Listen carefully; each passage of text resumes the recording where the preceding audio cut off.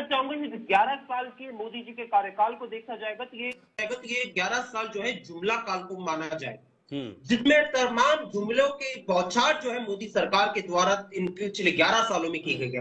मोदी जी का ध्यान जो इन पिछले 11 सालों में सिर्फ और सिर्फ अपनी पीआर को चमकाने में, अपनी छवि को चमकाने में रहा है, और उनका मकसद रहा है सिर्फ दो चीजों पे, एक तो अडानी को फिट करने में और अपने आप को सेट करने में मोदी जी का ध्यान रहा है। चाहे वो विदेशों में जाकर अडानी को व्यापार दिलवाने की बात हो और अपनी छवि को चमकाने की बात हो। नहीं, लेकिन आज जी सुनिए मेरी बात, एक ये अडानी का नाम आपके जुबान पर बार बार क्यों आता है सर? कांग्रेस की बार बार ये अडानी अडानी ये राग अलापना क्या कितना सही है सर? अडानी एक उद्योगपति है, वो अपना उद्योग कर रहा है, वो आपकी सरकारों में भी अपना व्यापार कर रहा था।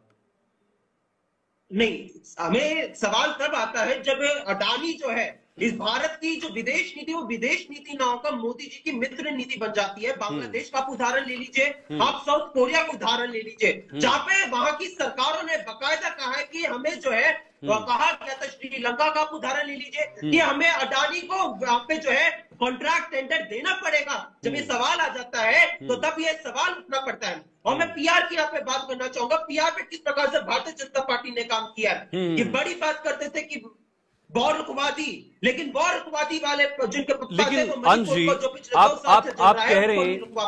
कह रहे हैं कि पीआर पे काम हुआ है, जुमलेबाजी हुई है।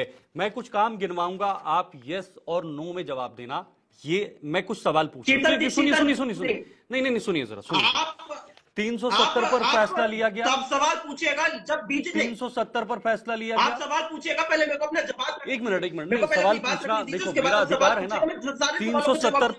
370 पर फैसला लिया गया ना, पर यही सवाल आप बीजेपी से भी पूछिए। मैं पूछूंगा ना सर, जब बीजेपी के प्रवक्ता आएंगे पूछूंगा।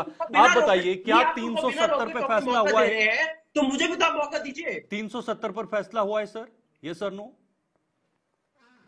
हुआ? मैं पहले आप सवाल पूछ लीजिए, उसके बाद में जवाब दे। आतंकवाद पर प्रहार हुआ है, आतंकवाद पर प्रहार हुआ है, आतंकवाद पर प्रहार हुआ है काफी हद तक।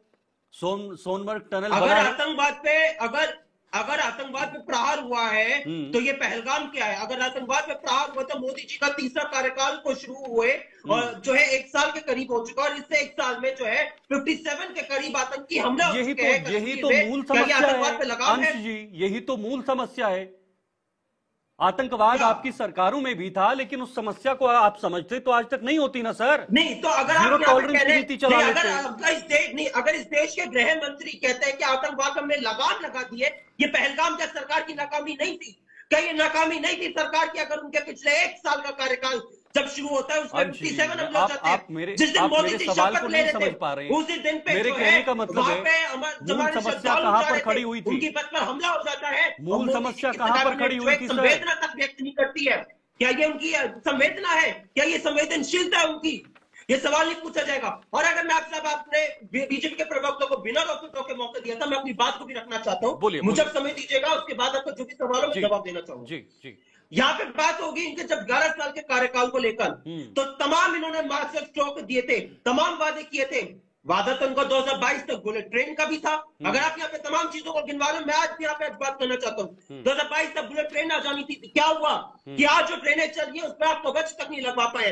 सच्चाई क्या कि बिहार महाराष्ट्र की तस्वीर आती है, नई दिल्ली की तस्वीर आती है, कैसे लोग जो है उसमें लदे जाते हैं। हमारी सेना के लोग जब पहलगाम हमले के बाद जब अपनी ड्यूटी पे वापस जाते हैं, उनको जो है बाथरूम में अपने जो है सफर तय करना पड़ता है। ये उनकी स्थिति है। बिहार तो उन्होंने 2022 तक किसानों की आय को दुगनी करने की भी हुई थी, लेकिन जब कृषि मंत्रालय कहता है कि आज 27 रुपया प्रतिदिन जो है इस देश का किसान कमा रहा है, तो ये आपने उनकी आय दुगनी करी है। आपने उनकी आय ये दुगनी करी है जब एनसीआरबी का ये डेटा कहता है कि 48 किसान जो है रोज आत्महत्या कर रहे हैं। ये आपने किसानों की आत्महत्या की क्या? मैं आपकी रिपोर्ट का देख रहा था, आपकी रिपोर्ट में उन्होंने बड़ी बातें करी थी कि हमने बढ़िया अर्थव्यवस्था बना, जो है 34 सबसे बड़ी अर्थव्यवस्था है, हम इससे खुश हैं। लेकिन सब मूलभूत सवाल भी जो है वो खत्म नहीं हो जाते हैं। आज यहाँ पे 34 सबसे बड़ी अर्थव्यवस्था को जो आप ढोल बजा रहे हो, उस आप मूलभूत सवालों से निपट सकते हैं कि पिछले कोरोना के बाद 4 सालों में हमारा जो जीडीपी का ग्रोथ रेट जो है वो सबसे न्यूनतम स्तर पर जो कि 6.5% है। ये आपका है। मैन्युफैक्चरिंग सेक्टर आज पूरी तरीके से ठप पड़ा हुआ है और एग्रीकल्चर सेक्टर जो है वो संजीवनी बनकर उभरा है। ये आपका जीडीपी ग्रोथ रेट है। आज गाड़ी हो, होम लोन हो, सब लोगों की जो खरीदारी है वो कम होती जा रही है हर साल। ये आपका जो है, आपका अर्थव्यवस्था का ढोल बजा रहे हो। आप अर्थव्यवस्था का ढोल कैसे बजा सकते हो जब इस देश में आज जो किस्त कर्ज है वो 220 लाख करोड़ हो चुका है, जो पिछले जो 2014 से पहले इतने सारे प्रधानमंत्री रहे, किसी के कार्यकाल में नहीं रहा था। Okay okay okay. आज आप यहाँ पे जो तमाम मास्टर स्ट्रोक आप कर रहे हैं, बस आखिरी बात क्या, अपनी बातों में खत्म कर रहा हूँ। आज आपने इनकी रिपोर्ट में देखेंगे, JP Nadda ji press conference करके बड़े अपने मास्टर स्ट्रोक गिनाए रहे हैं, और ये सारे मुख्यमंत्री बड़े मास्टर स्ट्रोक गिना रहे हैं। आपके मास्टर स्ट्रोक है क्या? आपके मास्टर स्ट्रोक नोटबंदी है। वही नोटबंदी जिसने इस देश के गरीबों की जो कमर तोड़ दी, वही नोटबंदी जिस पर आरबीआई कहता है जो फाइनेंशियल 225 है उसमें 500 के जो फेक नोट्स है उसमें वृद्धि जो है 37% हुई है। यहाँ पर मास्टर स्ट्रोक है। आप सर्जिकल स्ट्राइक के ऊपर क्रेडिट लेते हैं। आप सर्जिकल स्ट्राइक पे वो आपका क्रेडिट लेने की बात नहीं हो, इस देश के सेना पर शौर्य है, इस देश की सेना का पराक्रम है, उस पर आप कैसे अपनी राजनीति चमकाने का काम करते हैं? ठीक है। शहीदों के नाम पर वोट मांगने वाले आपकी पार्टी थी। चाहे वो बिहार में पहलगाम हमला हुआ, उसके बाद बिहार ओके सर, पुलवामा के बाद आपने बराबर समय ठीक है समय नहीं है मेरे पास। संदीप जी से जवाब दूंगा सर। ठीक है, ओके समय का ख्याल रखिए ना, समय का। संदीप जी एक मिनट समय का ख्याल रखिए। अंश जी, 1971 में जो पाकिस्तान के साथ युद्ध हुआ था तो उसका क्रेडिट लेना भी शायद आप बंद कर दीजिएगा। आप ये ना कहिए कि इंदिरा गांधी ने वो सब करवाया था। वो सब देश की सेना ने वहां भी लड़ा था और आज भी लड़ा है और हमेशा लड़ती रहेगी सर।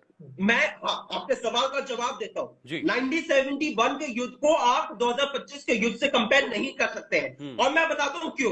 क्योंकि जो युद्ध लड़ा था 1971 में भी हमारी सेना ने लड़ा था, लेकिन जो राजनीतिक जो कूटनीतिक युद्ध जो था वो इस देश की सरकार को लड़ने की बात होती है। 1971 में भी अमेरिका की तरफ से बड़ा प्रेशर आया था। अमेरिका ने अपना 7वां बेड़ा भेज दिया था।